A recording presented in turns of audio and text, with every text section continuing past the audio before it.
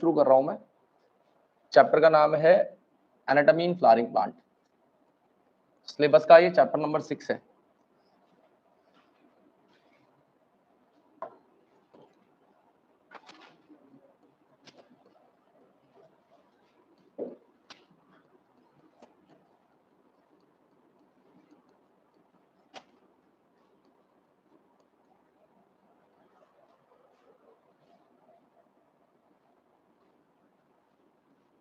Anatomy in flowering plants.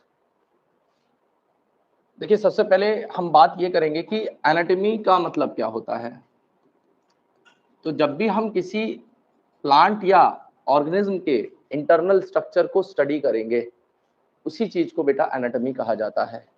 Studying internal structure of any plant और any organism is known as anatomy. तो anatomy को मैं define कर रहा हूं कि ये स्टडी है इंटरनल स्ट्रक्चर की ऑफ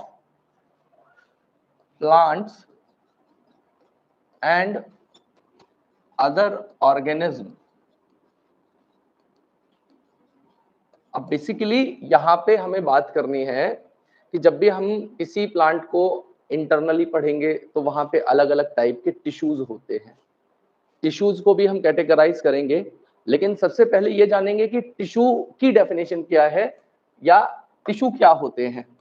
तो दूसरी डेफिनेशन यहाँ पे आती है टिश्यू की। तो बेटा टिश्यू एक ग्रुप ऑफ सेल है, और वो ग्रुप ऑफ सेल्स जो कॉमन ऑरिजिन और फंक्शन की हो।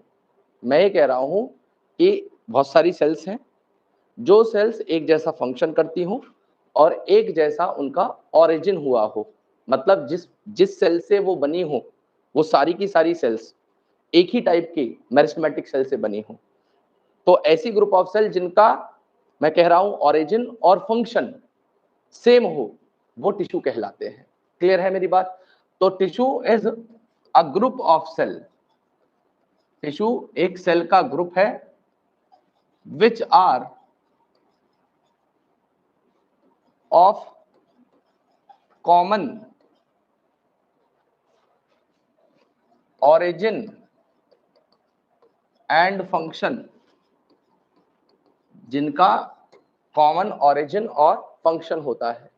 तो हमने क्या किया है, टिश्यूज को उनकी डिवाइड करने की एबिलिटी के बेसिस पे, आइदर दे कैन डिवाइड और नॉट, उन्हें दो तरीके के टिश्यूज में डिवाइड किया हुआ है। जो टिश्यूज लगातार डिवाइड कर सकते हो या जिनके पास में डिवाइड करने की एबिलिटी हो, उन्हें हम मेरिस्टेमेटिक टिश्यूज कहते हैं। और जो टिश्यूज डिवाइड नहीं कर सकते या अब डिवीजन करने की एबिलिटी को लूज कर चुके हैं, उन्हें हम परमानेंट टिश्यूज कहेंगे। तो मैं यहां पे क्या कर रहा हूं, on basis of ability to divide, tissues are categorized into two main categories. First one is meristematic tissues। पहली को हम कहेंगे meristematic tissue, और दूसरे टिश्यूज होंगे जिन्हें मैं कहूंगा परमानेंट टिश्यूज। तो बेटा मैंने कहा क्या कि मेरिस्टेमेटिक टिश्यू वो है जो कॉन्टिन्यूअसली डिवाइड कर सकते हैं। मैं ये कह रहा हूं tissues which can divide are known as meristematic tissues। और परमानेंट टिश्यूज वो टिश्यूज हैं जो इन मेरिस्टेमेटिक टिश्यूज से डिवाइड होके बने हैं, लेकिन डिवाइड होने के बाद में उन्होंने डिवीजन की अपनी एबिलिटी को लूज कर दिया और एक पर्टिकुलर फंक्शन अटेन करके परमानेंट बन गए। मैं फिर से रिपीट कर रहा हूं कि परमानेंट टिश्यूज वो टिश्यूज हैं जो बने हैं किससे, मेरिस्टेमेटिक टिश्यूज से ही, लेकिन इन टिश्यूज ने अपनी डिवाइड करने की एबिलिटी को लूज कर दिया और किसी एक पर्टिकुलर फंक्शन को अटेन करके ये उस फंक्शन को लाइफ टाइम परफॉर्म करते हैं। मेरी बात सभी को क्लियर है? तो जी बेटा, जब तुम उधर देखोगे और कैसे समझाऊं मैं तुम्हें, चलिए उधर देखोगे दिमाग में तुम्हारे कुछ और चलता रहेगा, तो 3 बार रिपीट कर दूं, 10 बार कर दूं, दिमाग में तो घुसना नहीं है तुम्हारे। ये एक मेरिस्टेमेटिक टिश्यू था। इस मेरिस्टेमेटिक टिश्यू ने डिवाइड करके या सेल ने 2 सेल्स बनाई। अब एक सेल तो मेरिस्टेमेटिक रह गई और ये वाली जो सेल थी, जो दूसरी वाली बनी डिवाइड होके, इसने अपनी डिवीजन की एबिलिटी को खत्म किया और इसको एक पर्टिकुलर फंक्शन दे दिया गया कि भाई आप एक काम करिए, आप इस फंक्शन को परफॉर्म करते रहिए। अब वो फंक्शन कुछ भी हो सकता है, ये जाइलम का कोई एलिमेंट बन जाए, जाके फ्लोएम का कोई एलिमेंट बन जाए, ग्राउंड टिश्यू बन जाए, एपिडर्मल टिश्यू बन जाए, रूट हेयर बन जाए, ये डिपेंड करेगा उसका फंक्शन क्या है, वो तो अलग अलग हो सकते हैं। तो मैं यहाँ पे ये कह दे रहा हूं कि परमानेंट टिश्यूज वो टिश्यूज हैं विच lose their ability of division, जिन्होंने अपनी डिवीजन की एबिलिटी को लूज कर दिया है, एंड अटेन पर्टिकुलर फंक्शन, और अटेन कर लिया उन्होंने एक पर्टिकुलर फंक्शन को जो वो हमेशा परफॉर्म करते रहेंगे। अब हमने क्या किया है, ये जो मेरिस्टेमेटिक टिश्यूज हैं, इन मेरिस्टेमेटिक टिश्यूज को बेटा इनकी पोजीशन के बेसिस पे ये किस जगह पे प्रेजेंट है, जैसे अगर वो स्टेम की टिप पे प्रेजेंट है या रूट की टिप पे प्रेजेंट है तो उन्हें हम कह देंगे एपिकल मेरिस्टम। अगर वो मैच्योर टिश्यूज के बीच में प्रेजेंट है तो उन्हें कह देंगे हम इंटरकैलरी मेरिस्टम। और अगर वो आपके किसी मैच्योर प्लांट के अंदर प्रेजेंट होते हैं तो उन्हें हम लोग कह देंगे लेटरल मेरिस्टम। तो मैं यहाँ पे 3 कैटेगरी में बांटा, एपिकल, इंटरकैलरी और लेटरल। तो इनको भी मैं फर्दर कैटेगराइज करता हूं 2 कैटेगरी में, जैसे कि ध्यान से सुनिएगा मेरी बात को आप। मैं एक टर्म बोल रहा हूं प्राइमरी मेरिस्टम और दूसरा टर्म बोल रहा हूं मैं सेकेंडरी मेरिस्टम। दोनों में अंतर समझिएगा। देखिए प्राइमरी मेरिस्टम वो होते हैं जो basically primary plant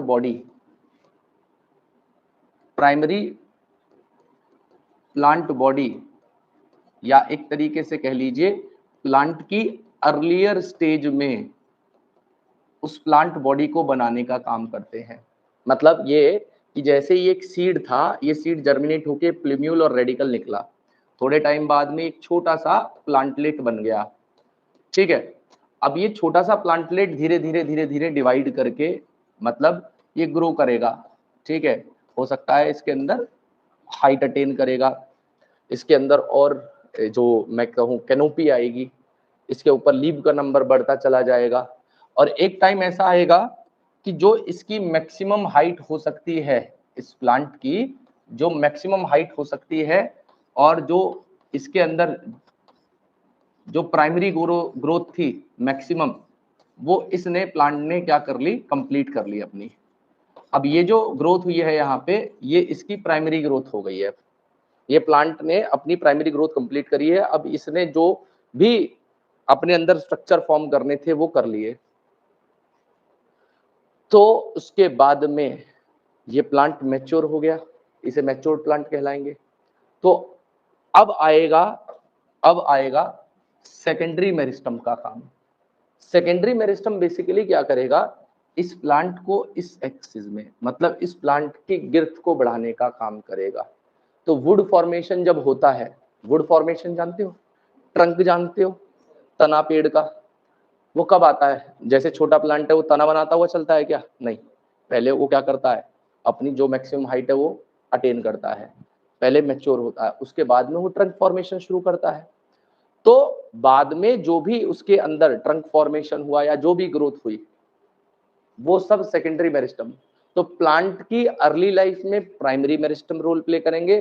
primary meristem basically height बढ़ाने का काम करते हैं, प्राइमरी प्लांट बॉडी या अर्लियर प्लांट बॉडी को बनाने का काम करते हैं। और सेकेंडरी मेरिस्टम कौन होते हैं, जो प्लांट की मैच्योर्ड लाइफ में हेल्प करते हैं, और ये जनरली देखो प्लांट ने जो हाइट वाइट अटेन करनी थी वो तो प्राइमरी मेरिस्टम की वजह से कर ली। अब तो प्लांट क्या करेगा, इस तरीके से गिर्थ में इंक्रीज होगा, थिकनेस में इंक्रीज होगा, उसके अंदर वुड की फॉर्मेशन होगी। तो वुड की फॉर्मेशन मैच्योर्ड स्टेज अटेन करने के बाद होगी, और वो किस वजह से होगी, सेकेंडरी मेरिस्टम की वजह से होगी। मेरी बात समझ में आ रही है सभी को? तो मैं ये कह रहा हूं कि मैंने मेरिस्टमेटिक टिश्यूज को कैटेगराइज कर दिया है दो मेन कैटेगरीज में। एक को कह रहा हूं प्राइमरी मेरिस्टम। प्राइमरी मेरिस्टम वो मेरिस्टम है जो वर्क करेंगे इन अर्ली प्लांट लाइफ, ठीक है, और ये रिस्पॉन्सिबल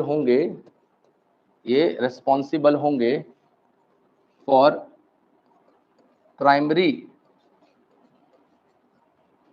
ग्रोथ ऑफ प्लांट। तो प्लांट की जो प्राइमरी ग्रोथ है वो प्राइमरी मेरिस्टम की वजह से होगी, या अर्लियर ग्रोथ जो होगी वो प्राइमरी मेरिस्टम की वजह से होगी। अब इसको मैं दो मेन कैटेगरी में बांट दे रहा हूं।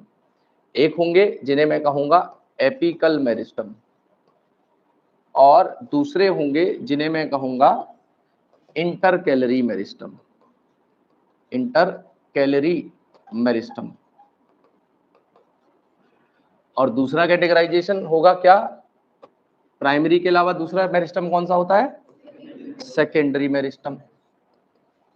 तो सेकेंडरी मेरिस्टम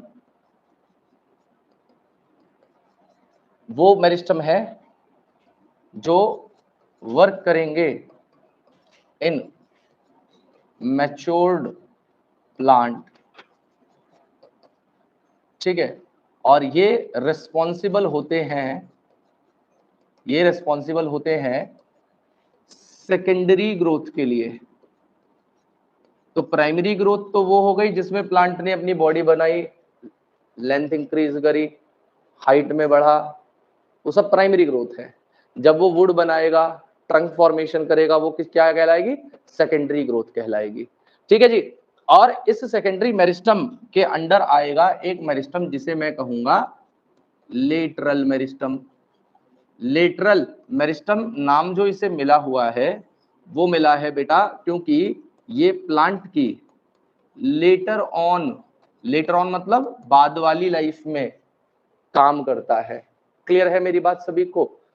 अब यहाँ पे जो प्राइमरी मेरिस्टम है इसके दो जो टाइप थे, एपिकल और इंटरकैलरी मेरिस्टम, हम इनकी बात कर लेते हैं। तो देखिए ध्यान से सुनिएगा, एक चीज और है जिसे मैं जनरल पॉइंट्स में लिख देता हूं, इनको भी मैं लिखूंगा, इनके बारे में भी बताऊंगा। वो बात यह है कि जो प्राइमरी मेरिस्टम होते हैं, यही प्राइमरी मेरिस्टम बेटा डिवाइड करके फॉर्म करते हैं एपिडर्मल या एपिडर्मिस को, ग्राउंड टिश्यूज को और साथ साथ में वेस्कुलर बंडल को। अब कहोगे कि ये तीनों चीजें क्या होती हैं? तो देखिए अगर आप किसी भी प्लांट को देखें तो प्लांट में ज्यादा पार्ट नहीं होते, तीन चीजें होती है। सबसे पहले तो इसके बाहर वाली लेयर जिसे मैंने कह दिया एपिडर्मिस, और सबसे बीचों बीच सेंटर में हमारे जाइलम और फ्लोएम एलिमेंट्स जा रहे होते हैं। तो ये जो बीच में गए इन्हें मैंने कह दिया वस्कुलर बंडल में क्या आएंगे, जाइलम और फ्लोएम, ये वस्कुलर बंडल को बनाते हैं। और एपिडर्मिस और वस्कुलर बंडल के अलावा बीच में जो फिलर टिश्यूज होते हैं जो यहाँ पे मौजूद होंगे, उन सबको हम कहते हैं ग्राउंड टिश्यू। तो ये जो तीनों तरीके के पार्ट हैं, एपिडर्मिस हो गया, ग्राउंड टिश्यू हो गया और वस्कुलर बंडल हो गए, वो सब प्राइमरी मेरिस्टम ने डिवाइड करके फॉर्म करे हैं। क्लियर है मेरी बात सभी को? तो ये तो प्राइमरी मेरिस्टम रहा। अब इसके अंदर जो एपिकल मेरिस्टम था, एक एक करके उसकी बात कर लेते हैं। तो सबसे पहले मैं बात कर रहा हूं एपिकल मेरिस्टम की। सबसे पहला टॉपिक है हमारा एपिकल मेरिस्टम। अब नाम से पता चल रहा है एपिकल मेरिस्टम कहां पे होगा, एपेक्स पे। एपेक्स का मतलब क्या है, बिल्कुल टॉप, या तो स्टेम का टॉप या रूट का टॉप, ठीक है। तो एपेक्स के बेसिस पे हमने इन्हें कैटेगराइज किया हुआ है, एक तो शूट एपिकल मेरिस्टम में, शूट एपिकल मेरिस्टम में, और दूसरा हमने कैटेगराइज किया हुआ है इसे रूट एपिकल मेरिस्टम में, रूट एपिकल मेरिस्टम में। तो शूट एपिकल मेरिस्टम और रूट एपिकल मेरिस्टम, ये दो पार्ट में हमने इसे डिवाइड किया हुआ है। तो यहाँ पे शूट एपिकल मेरिस्टम कहाँ पे होगा, जैसे ये शूट टिप है या स्टेम की टिप है, तो इसके टॉप मोस्ट पार्ट पे, एपिकल पार्ट पे हमारा ये शूट एपिकल मेरिस्टम होता है।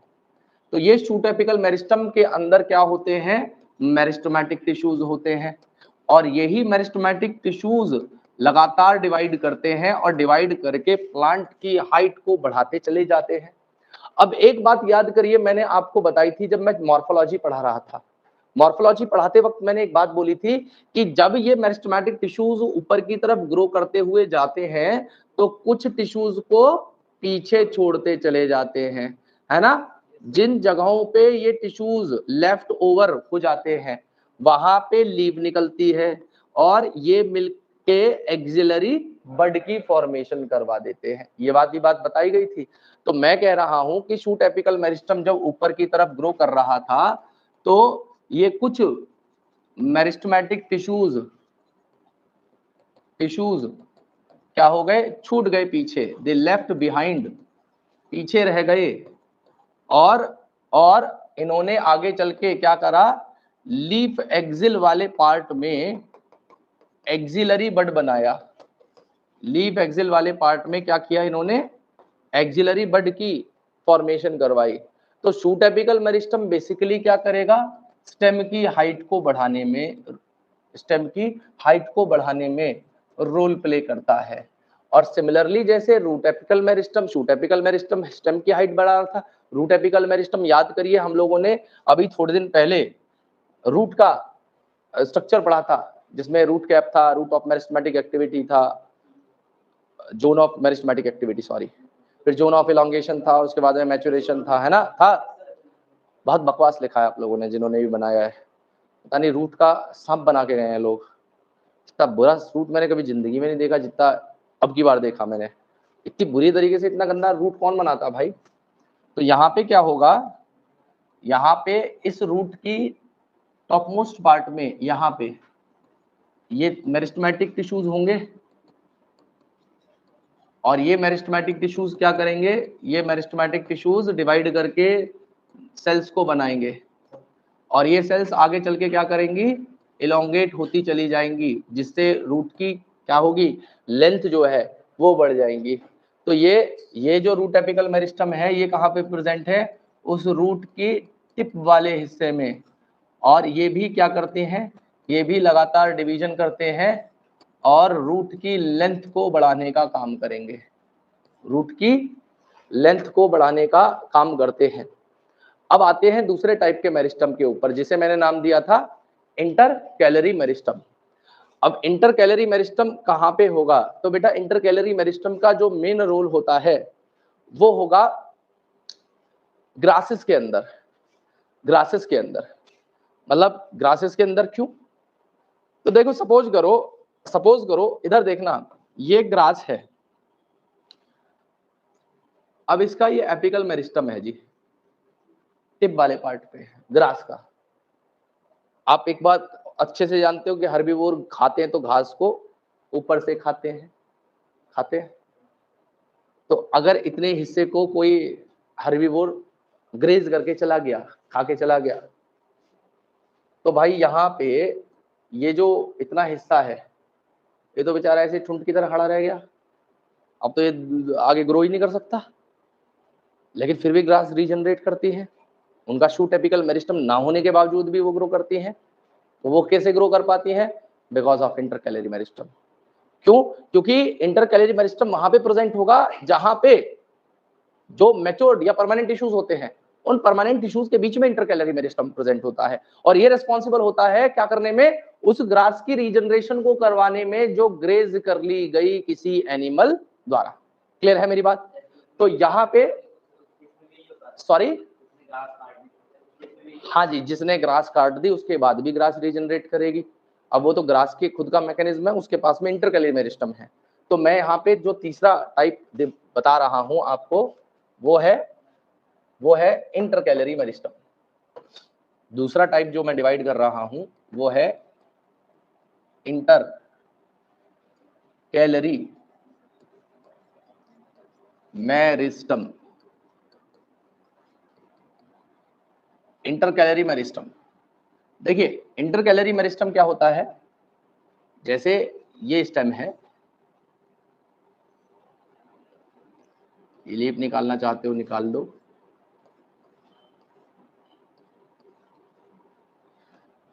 तो यहाँ पे मैच्योर टिश्यूज के बीच बीच में ये इंटरकैलरी मेरिस्टम होगा, ये बीच बीच में यहाँ पे इंटरकैलरी मेरिस्टम प्रेजेंट है।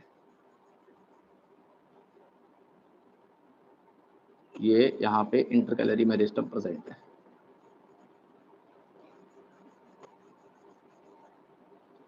तो ये जो मैंने व्हाइट कलर से बना रहा हूँ ये इंटरकैलरी मेरिस्टम है, और जो यहाँ बीच बीच में प्रेजेंट है ये परमानेंट टिश्यूज हैं, ये सब परमानेंट टिश्यूज हैं।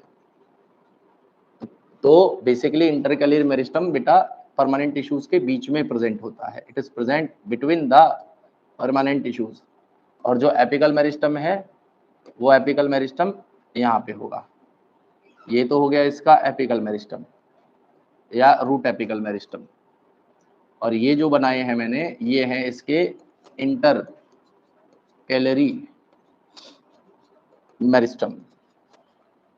तो मैं इसे बोल रहा हूं कि मेरिस्टमैटिक या meristem present between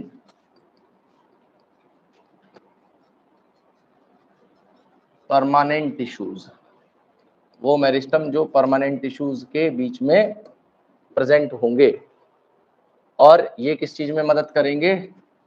they will help in regenerating grasses grazed by herbivores। तो जो हर्बीवोर ने ग्रासेस को ग्रेज कर दिया, उन ग्रास को रीजनरेट करवाने में हमारे इंटरकैलरी मेरिस्टम रोल प्ले करते हैं। क्लियर है मेरी बात सभी को? और तीसरे नंबर पे आता है हमारा लेटरल मेरिस्टम। तीसरे नंबर पे आएगा लेटरल मेरिस्टम, और लेटरल मेरिस्टम किसका टाइप था? सेकेंडरी मेरिस्टम का। ये किसका टाइप था? सेकेंडरी मेरिस्टम का। और सेकेंडरी मेरिस्टम मैंने बताया था आपको, it play role in matured plant. ये मैच्योर्ड प्लांट के अंदर अपना रोल प्ले करता है। ठीक है, अब यहाँ पे इसका जो टाइप है वो है लेटरल मेरिस्टम। लेटरल मेरिस्टम, और ये लेटरल मेरिस्टम क्या करेगा बेटा? ये रिस्पॉन्सिबल होगा फॉर सेकेंडरी ग्रोथ।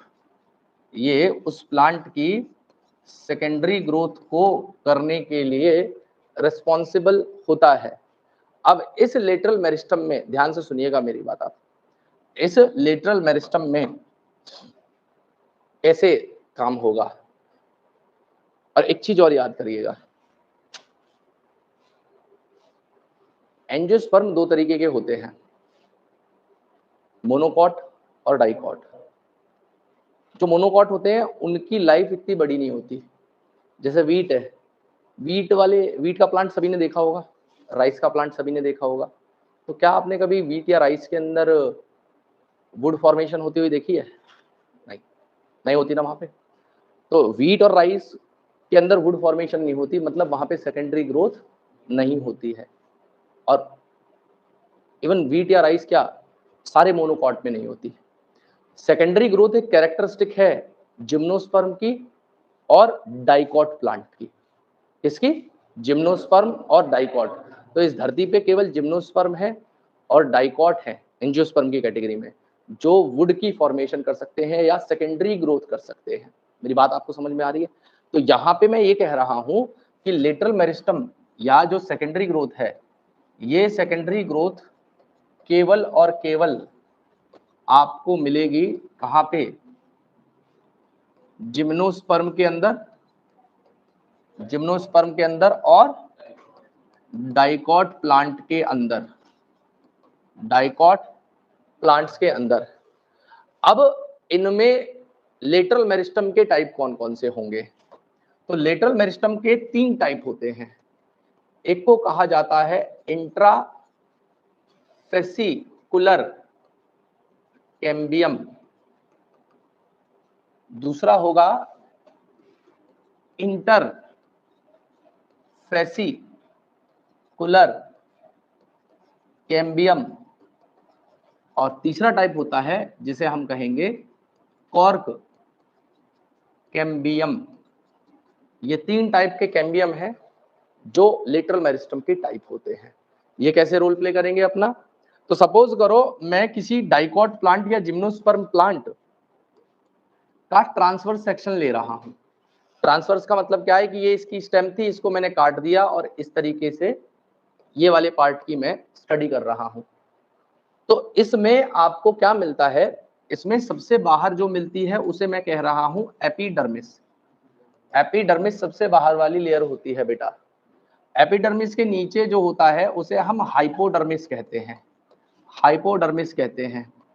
हाइपोडर्मिस के बाद में कॉर्टेक्स की लेयर आती है, कॉर्टेक्स कहते हैं उसे, ठीक है, कॉर्टेक्स कहते हैं। और सबसे अंदर की तरफ एक और सेल्स होती हैं, बैरल शेप सेल, आगे चल के पढ़ेंगे हम, उन्हें हम लोग एंडोडर्मिस कहते हैं। तो यहाँ पे मैं सबसे लास्ट में बनाऊंगा अंदर की तरफ एंडोडर्मिस को। तो ये जो बना है ये एंडोडर्मिस है, और एंडोडर्मिस और हाइपोडर्मिस के बीच में ये जो पूरा भरा हुआ था ये कॉर्टेक्स था। कॉर्टेक्स के ऊपर हाइपोडर्मिस था। हाइपोडर्मिस में कोलेनकाइमा होती है, बताऊंगा मैं आपको आगे चल के। तो यहाँ पे ये आपका ये हो गया एंडोडर्मिस हो गया, ये एंडोडर्मिस हो गया। ध्यान से सुनिएगा, ध्यान से सुनते रहिएगा। ये वाला जो पार्ट हो गया ये एंडोडर्मिस हो गया। अब क्या होता है, इसके अंदर जाइलम और फ्लोएम इस तरीके से प्रेजेंट होते हैं, जाइलम और फ्लोएम ऐसे प्रेजेंट होते हैं। तो ये तो हो गया भैया जाइलम। अब जाइलम के भी टाइप होते हैं, प्राइमरी और सेकेंडरी जाइलम, या प्रोटो या मेटा जाइलम, बताएंगे हम जब जाइलम पढ़ेंगे। अभी फिलहाल आपको ये जानना है, और इनके बीचों बीच में यहाँ पे ये फ्लोएम है, ये फ्लोएम लगे हुए हैं, ठीक है। तो जाइलम ये लग गया और फ्लोएम ये यहाँ पे हो गया, ये फ्लोएम यहाँ पे हो गया। अब इस जाइलम के बीच में आपको एक मेरिस्टेमेटिक टिश्यू मिलता है। अब जो जाइलम के अंदर मेरिस्टेमेटिक टिश्यू है इसे कहते हैं इंट्राफेसिकुलर कैम्बियम। जो जाइलम के अंदर है उसे मैं क्या नाम दे रहा हूं? Intra fascicular cambium. अब जब इसे वुड की फॉर्मेशन करनी होगी, वुड मतलब जो ये जो वुड है ना, ये जो बेंच में लगा हुआ है, जो पोडियम में लगा हुआ है, जो गेट में लगा हुआ है, ये सब जाइलम है, सेकेंडरी जाइलम। लकड़ी जो होती है ना, वुड, वुड की टेक्निकल नाम है सेकेंडरी जाइलम। अब ये सेकेंडरी जाइलम कैसे बनता है? तो यहाँ पे बेटा ध्यान से सुनना मेरी बात को आप सभी लोग। होता क्या है, ये जो रिंग है ये पहले कंप्लीट होती है, सबसे पहले ये रिंग ऐसे कंप्लीट हो जाती है, और जो इन दो वस्कुलर बंडल के बीच में ये कैम्बियल टिश्यू आया है इसे कहते हैं इंटरफेसिकुलर कैम्बियम। जो जाइलम के अंदर था वो इंट्रा था, जो दो के बीच में रिंग बनी है वो इंटर है। क्लियर है मेरी बात आपको? तो ये बन गई इंटरफेसिकुलर, ये बन गया इंटरफेसिकुलर कैम्बियम, और इन दोनों को मिला के हम लोग कह देते हैं कंबाइंडली वस्कुलर कैम्बियम। इंटर और इंट्रा दोनों मिलके किसके पार्ट होते हैं? वस्कुलर कैम्बियम के। ठीक है जी, ये है वस्कुलर कैम्बियम, ये है वस्कुलर कैम्बियम, और वस्कुलर कैम्बियम के ही दो हिस्से हैं, इंटरफेसिकुलर कैम्बियम, इंटरफेसिकुलर कैम्बियम और intrafascicular cambium, intrafascicular cambium.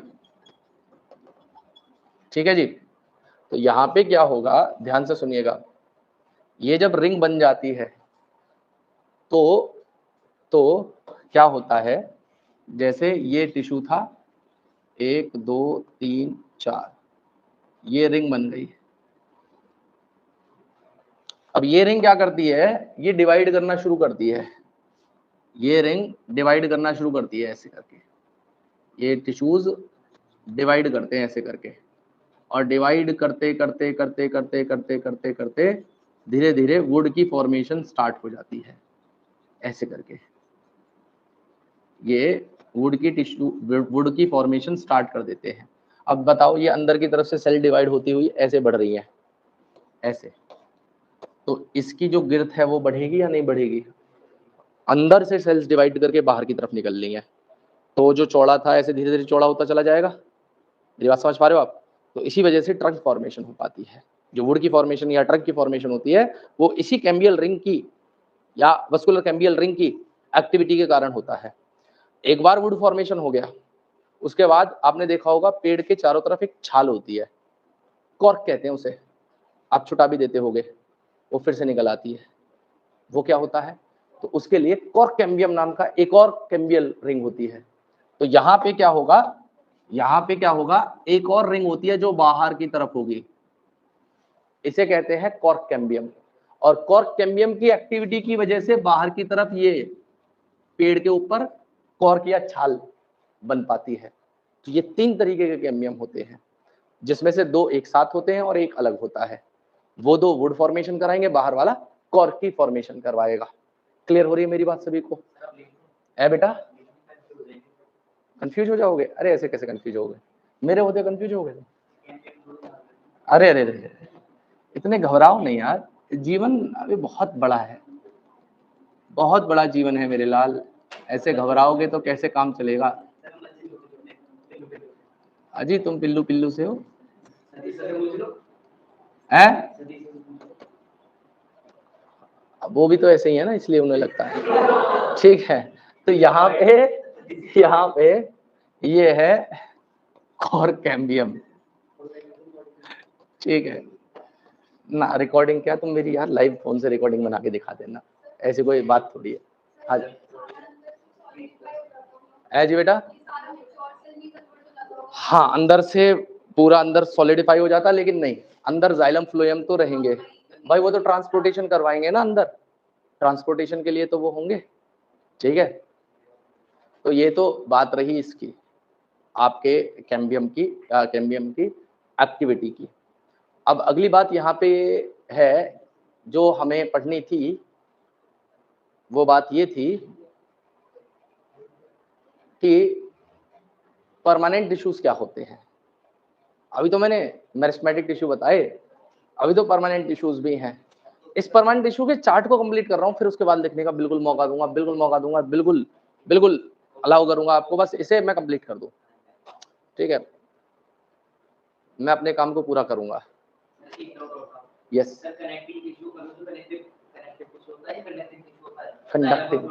Connective tissue plant में होते ही नहीं मेरे लाल, कनेक्टिव टिश्यू हमारे अंदर होंगे।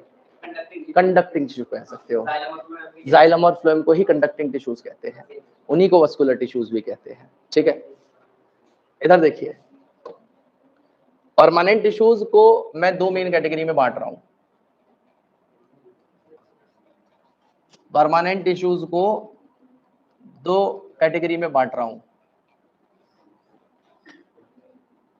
परमानेंट टिश्यूज 2 कैटेगरी में बांटे गए हैं, एक होते हैं जिन्हें मैं कह रहा हूं simple permanent, simple permanent permanent tissue और दूसरे होंगे कॉम्प्लेक्स परमानेंट टिश्यू।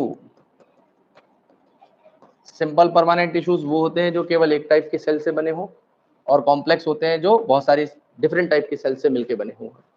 ठीक है, तो they are made up of only one type of cell, और कॉम्प्लेक्स परमानेंट टिश्यूज वो होते हैं जो बने होते हैं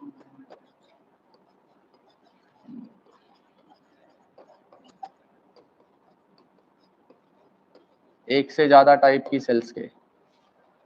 अब ये जो सिंपल परमानेंट टिश्यूज होते हैं, ध्यान से सुनिएगा, इनके 3 टाइप हैं।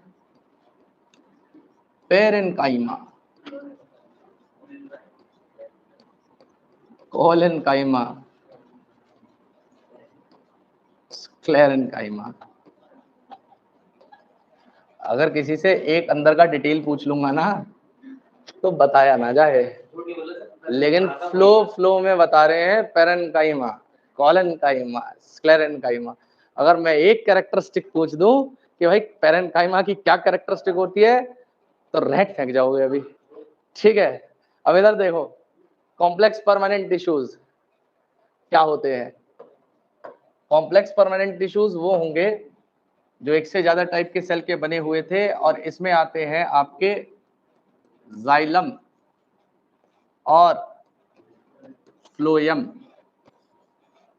देखिए, जाइलम का काम है वाटर, मिनरल और हार्मोन का ट्रांसपोर्ट करना, और फ्लोएम का काम होता है फूड का और हार्मोन्स का ट्रांसपोर्टेशन कराना।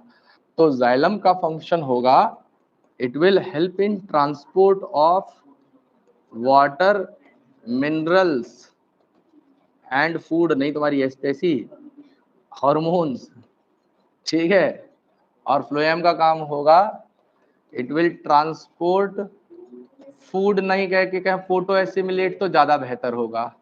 फोटो एसिमिलेट वो होता है जो फोटोसिंथेसिस का फाइनल प्रोडक्ट होता है।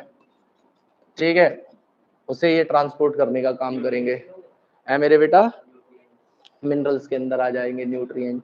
न्यूट्रिएंट क्या वो कहीं और से लाएंगे, वह रूट से ही तो ले जाए जाएंगे। मुझे लग रहा है तू ज्यादा ही स्कूल से पढ़ा दिख है। ठीक है, अब इस जाइलम के टाइप होते हैं ट्रैकेड्स, वेसल्स, जाइलम, पेरन काइमा ना लिख के पहले मैं जाइलम फाइबर लिखूंगा, क्यों लिखूंगा ये बताता हूं। और लास्ट टाइप होगा जाइलम पेरन काइमा। एक हमारे साथ का लड़का था, वो पेरन चाइमा पढ़ता था। ठीक है, और यहां पे होगा फ्लोएम के sieve tube cells, sieve tube cell, companion cells, phloem fibre. से पहले अब की बार मैं फ्लोएम पेरेन्काइमा लिखूंगा, और यहां पे होगा फ्लोएम फाइबर। अब इसमें से ट्रैकेड वेसल और जाइलम फाइबर, ये तीनों के तीनों डेड एलिमेंट है। याद रखने का तरीका बता रहा हूं। डेड का मतलब समझते हो ना, जिसके अंदर प्रोटोप्लाज्म ना हो, जिसके अंदर प्रोटोप्लाज्म एब्सेंट हो। ठीक है, इकलौता जाइलम पेरेन्काइमा है जो लिविंग है, लिविंग है। ठीक है, और इसमें आपको याद रखना होगा कि ये जो पहले 3 एलिमेंट हैं ये लिविंग है। ठीक है, कनपट्टी लाल कर दूंगा तुम्हारी, मैं बदतमीजी करे जा रहे हो तुम इतनी देर से। और ये इकलौता एलिमेंट है जो यहाँ पे डेड है। ठीक है, तो ये एक छोटा सा कैटेगराइजेशन था जो मुझे आपको बताना था। अभी इससे आगे की कहानी शुरू करेंगे। पहले मैं आपको लिखने का मौका दे दूंगा, क्योंकि आप लोग पता नहीं क्यों घबरा रहे हो कि लिखेंगे लिखेंगे। लिख लो, लिखो, कितना लिखोगे देखता हूँ तुम्हें मैं।